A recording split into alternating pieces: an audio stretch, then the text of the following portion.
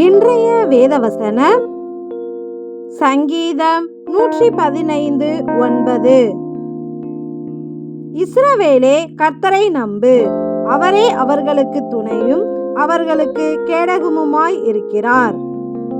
ஆமென்.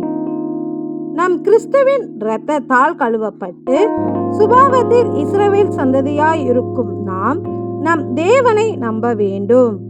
ஏனெனில் அவரே நமக்கு துணையும் கேடகமுமாய் இருக்கிறார். நாம் தேவன் மேல் வைக்கும் நம்பிக்கை என்னவென்றால், கர்த்தர் நம்மை நினைத்திருக்கிறார், அவர் ஆசீர்வதிப்பார் என்பதே.